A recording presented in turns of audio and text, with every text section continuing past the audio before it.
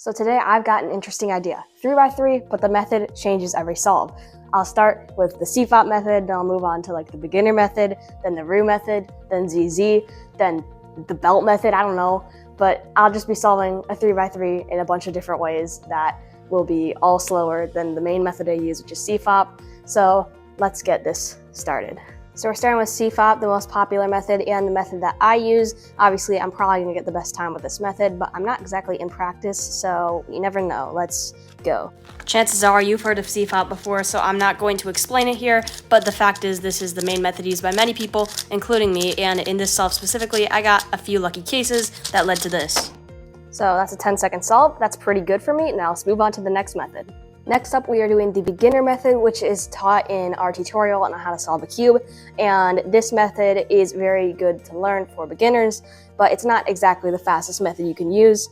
And some other methods that you actually can use that will be kind of fast will be shown off later in this video. Beginner method is just for new learners.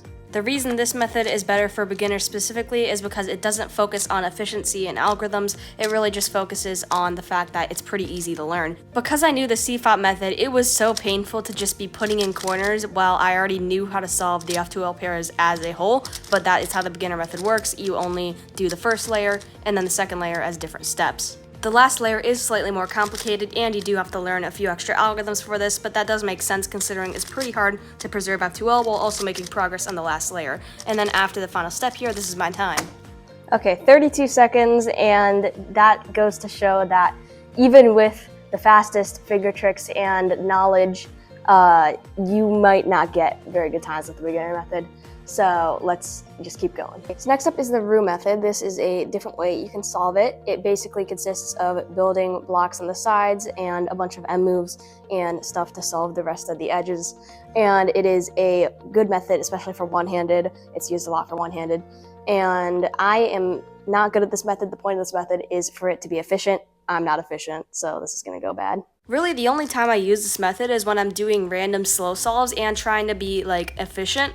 And it's very satisfying that the way that the method works. I like all the M moves and stuff, but this is just not for me because I don't know the best ways to solve things. I was trying to use solutions that I wouldn't really use in FOP because I wanted to try to be more efficient, but if I used the FOP solutions, I probably would have been faster. I think the point is to get a solve that an average solver of this method would have, but you see, I'm not an average solver. I didn't know full CMLL, so usually I just try to do a 2x2 CLL, and if it doesn't work, then I just do 2-look CLL, so that's a big waste of time. And then near the end here, there's like a few cases you have to memorize, which I didn't memorize them for some reason. I just do random M moves and hope that it works. And eventually it did end up working. This was the time that I got.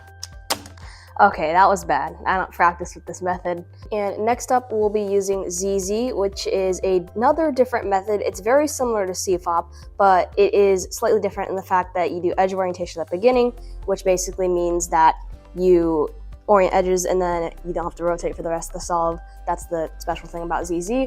And I am not good at this step, so I'm gonna take a lot of time to solve nothing. This will be great.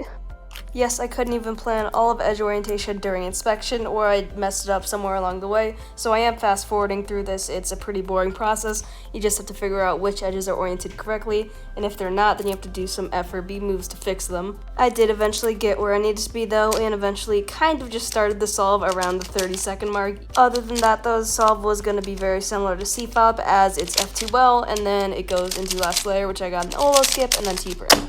Yeah, you see, basically the entire solve was edge orientation, so not good. So next up, we'll be doing the belt method, which is something that J-Perm talked about in one of his videos. And honestly, the dumb thing is this might be better than roux or ZZ just because I feel like I know it better, which is weird. I should know roux and ZZ better than the belt method. We'll see what happens.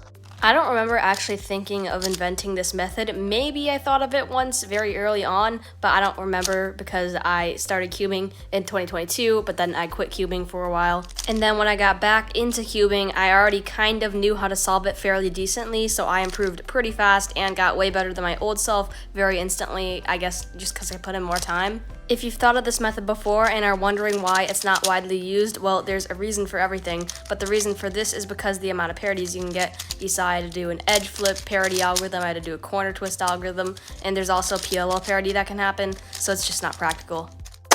Okay, 37. I messed up some steps, but that was still better than ZZ's time. So next up, we'll be solving corners first and then edges after. So what I want to do is I want to solve the corners, so that's just going to be the same as a 2x2, and then I want to solve the edges afterwards without disturbing the corners. I don't want to like disturb the corners in any way. Like solving an edge and then fixing all the corners is pretty lame. So instead, I'm just going to solve all the corners and then solve all the edges while preserving the corners. So this may take a lot of thinking. I've actually sped this one up because it took a lot longer than expected. So yeah, the first part I look pretty fast because it's sped up and it's just solving the corners, but solving the edges I had to put more thought into and it took longer. I didn't really plan ahead on how I wanted to solve the edges. I knew I wanted to preserve the corners, but I didn't exactly know how to do that while solving the edges in the most efficient way. It also would have helped if I knew better blindfolded algorithms or just commutators in general, because I made up a lot of the things while I was going, so the algorithms were very weird. So I was just making up commutators in the spot, trying to figure out how to get the edges into the right place, and the corners weren't like technically preserved here. They are mostly preserved though. They're only usually like one U move off. I think what I did here at the end is I did some algorithm that moved an edge to a spot that I wanted a different edge to go to, so I just did that algorithm from like different angles and set up differently. I eventually figured it out and got all the edges to the places they needed to be and ended up with a U-perm, which I just solved, and then that was the end. Okay, 151. I was thinking a lot during that solve. I didn't know exactly how to do everything and what was really allowed, but I don't think I really bended the rules at all. I did mostly preserve the corners throughout that entire solve, so that's good. Now on to the next one. All right, so this solve we'll be doing beginner CFOP, so we're going to be doing 4 glass layer instead of 2 lug, so I'm pretty sure the time will be very similar to CFOP, except not exactly the same, just a bit slower. Let's see how this goes. So this was pretty much just going to be the same as a normal CFOP solve. I'm going to do most of the same things, except for last layer I'll use 4 algorithms. You see I do beginner OLL and beginner PL here. So that was a 12. That's actually pretty good, even though I used 4 glass layer. At this point I'm just full on making up methods, but the final thing I'm going to be doing is I'm going to like solve the white side, then solve the yellow side, but then like solve the white layer. So the white side's already solved, but I make it into a layer, and then the same for the yellow side, and then I solve the middle layer as the last step. This, I think, is a method that I came up with. It's not something I thought would be a very good speed solving method, but I just decided to make this for whatever reason. Obviously, just solving the white side and then turning it into a white layer a few steps afterwards is definitely not the most efficient thing you could do, but I thought I'd have some fun here. After you solve the white side, you then solve the yellow side, which you can do by getting all the yellow pieces that aren't on the top to the top and then doing an OLL algorithm. Then you do PLL, and you can kind of solve it very similarly to a square one at this point. For some reason, I find it super interesting in how that works, but you see I do the white layer and then I have the middle layer to solve, which is just a 2 flip. Okay, 39 with that weird method. So now that I've tested a bunch of different methods, which one should you use? I'd say use the method you're currently using if you think it is good for you. If you don't think it's suiting you well, then use the method that works with the most amount of people, and then keep that process. If you think the method works for you, then that's fine. If you think the method doesn't work for you, just use the next most popular method. So that is it for this video. I like making these challenge type videos, so if you could let us know if you want to see more, that'd be great, and we'll see you in the next one.